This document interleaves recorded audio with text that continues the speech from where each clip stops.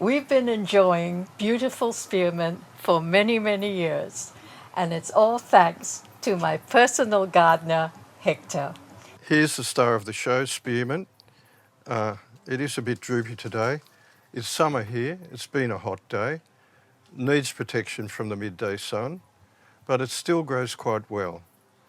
However, it grows very well in cool to warm climates.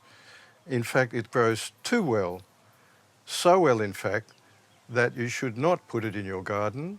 Why? It is an aggressive, invasive creeper. It will choke out almost everything else, and in here, it will choke itself out. So you've got to give it a new start before that happens. Okay, take it out. Now, it's as tough as old boots, don't worry. And you can see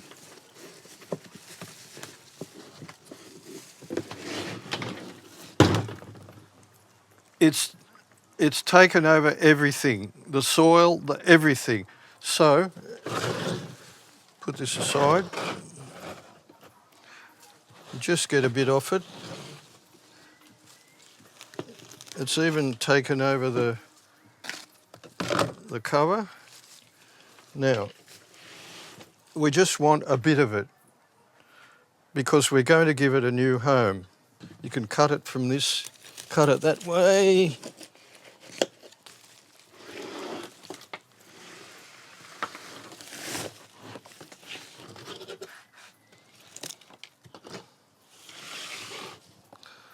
Put it here, over here.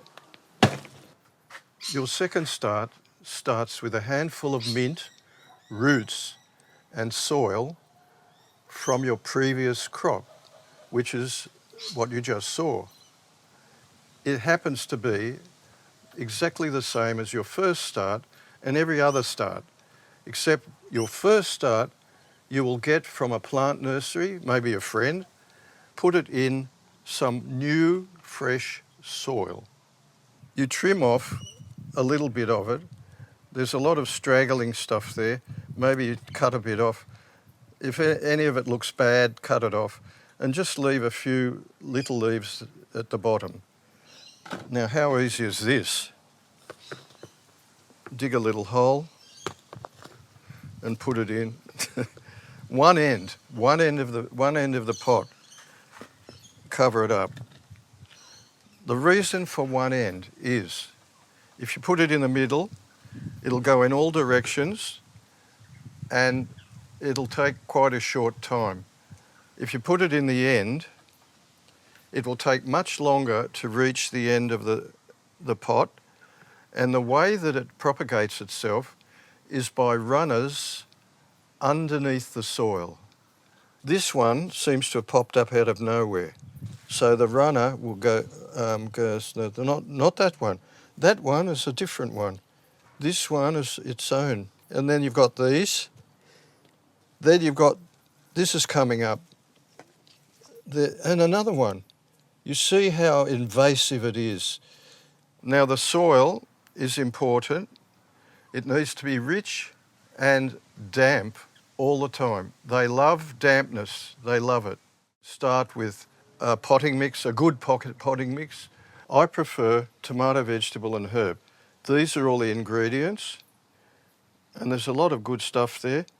And please read the instructions about safety. That's the basics, but there's more on the back. And when you're handling this stuff, don't throw it around, nice and slow. 90% of this, 10% sand. If you've got very good gardening soil, you could toss a bit of that in. And this helps. Chicken pellets, it's sold as dynamic lifter. Most people have black plastic pots. However, black is known as a thermal window. And what it will do to your mint, the heat of the sun will heat up the plastic and it will transfer the heat to the soil. It will dry it out in no time and you will have to water it very frequently. So what you can do is use alfoil to reflect the heat of the sun. It makes a difference. The shiniest part of the foil on the outside, it's the most reflective. And this is so easy. These are very wide clothespins. Just peg it on like that. And don't forget, saucer. When the mint really gets going, you're going to probably flood the pot because it sucks up water like crazy. You've got to keep it damp. So you use a saucer. This is a fry pan, Teflon. It will outlast 10 plastic saucers. Don't forget your saucer. Do the same with the soil. Dig a hole, dump it in. And when it's really grown like crazy, because it'll grow like crazy, because you have to water it and water it and water it, it does not know when to stop.